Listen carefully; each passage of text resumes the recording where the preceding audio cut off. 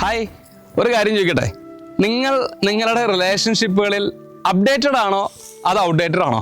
ചിന്തിക്കാറുണ്ടോ ഇങ്ങനെ? അതായത് ഞാനത് പറയാൻ കാര്യം എന്താണെന്ന് വെച്ചാൽ, കഴിഞ്ഞ ദിവസം എൻ്റെ ഒരു സുഹൃത്ത് വിളിച്ചിട്ട് പറയണ്ടായിരുന്നു, അവരുടെ ഹസ്ബൻഡ് വൈഫ് റിലേഷൻഷിപ്പ് മൊത്തത്തിൽ ഇങ്ങനെ ഡ്രൈ ആയിക്കൊണ്ടിരിക്കുകയാണ്. ഒട്ടും തന്നെ ഡെവലപ്മെൻ്റ് ഇല്ല, ഇമോഷണൽ ഏരിയ ഒക്കെ വളരെ ഡ്രൈഡ് ആണ് എന്നൊരു പറയുന്നൊരു അവസ്ഥയുണ്ടായിരുന്നു. അപ്പോൾ ഞാൻ ആലോചിച്ചൊരു കാര്യം വെച്ചാൽ, ഒരു റിലേഷൻഷിപ്പും സ്റ്റഡി ആയിട്ട് പോകില്ല. സ്റ്റഡി എന്ന് പറയുന്ന ഒരു സംഭവം ഇല്ല ആക്ച്വലി.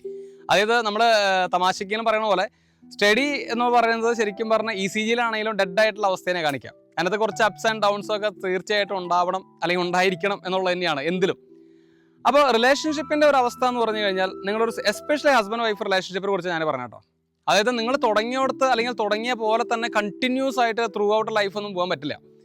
എന്താ കാര്യം എന്ന് വെച്ചാൽ, അങ്ങനെ പോവുകയാണെങ്കിൽ ആ റിലേഷൻഷിപ്പിന് എന്തോ പ്രശ്നമുണ്ടെന്ന് അർത്ഥം. കാരണം പലപ്പോഴായിട്ടുള്ള നിങ്ങളുടെ എക്സ്പീരിയൻസസിലൂടെയുള്ള ഡിസ്കഷനിലൂടെയുള്ള ഡെവലപ്മെൻറ്റുകൾ ആ റിലേഷൻഷിപ്പിൽ ഉണ്ടാവുക തന്നെ വേണം. അതായത് റിലേഷൻഷിപ്പ് നമ്മൾ മുന്നോട്ട് അപ്ഡേറ്റ് ചെയ്ത് പോയിക്കൊണ്ടിരിക്കണം. നമ്മൾ വളർന്നുകൊണ്ടിരിക്കും തോറും നമ്മുടെ ചിന്തകൾക്കും നമ്മുടെ ആവശ്യങ്ങൾക്കും ഒക്കെ ഉള്ള ഒരുപാട് മാറ്റങ്ങളുണ്ട്, അല്ലെങ്കിൽ നമ്മുടെ റിലേഷൻഷിപ്പിനെ കുറിച്ചുള്ള കാഴ്ചപ്പാടുകൾക്കൊക്കെ മാറ്റങ്ങളുണ്ട്. അതിനെ ബേസ് ചെയ്ത് നമ്മൾ അപ്ഡേറ്റഡ് ആയിട്ട് പോകുന്നില്ലെങ്കിൽ തീർച്ചയായിട്ടും ഞാൻ നേരത്തെ പറഞ്ഞാൽ നമ്മൾ ഔട്ട്ഡേറ്റഡ് ആയി പോകും. ആ റിലേഷൻഷിപ്പ് നമ്മൾ ഇല്ലാണ്ടാവുന്ന ഒരു അവസ്ഥ ഉണ്ടായിരിക്കും.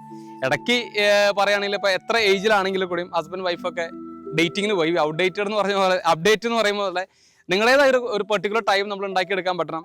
നിങ്ങൾ ഇടയ്ക്ക് ചർച്ചകൾ ചെയ്യണം, നമ്മുടെ റിലേഷൻഷിപ്പിൽ എന്താ സംഭവിക്കണേ, അല്ലെങ്കിൽ ഇനി എന്ത് മാറ്റങ്ങളാണ് നമുക്ക് വരുത്താൻ പറ്റുക, ഈ വക കാര്യങ്ങളൊക്കെ നമ്മളൊന്ന് ചർച്ച ചെയ്യണത് നല്ലതായിരിക്കും.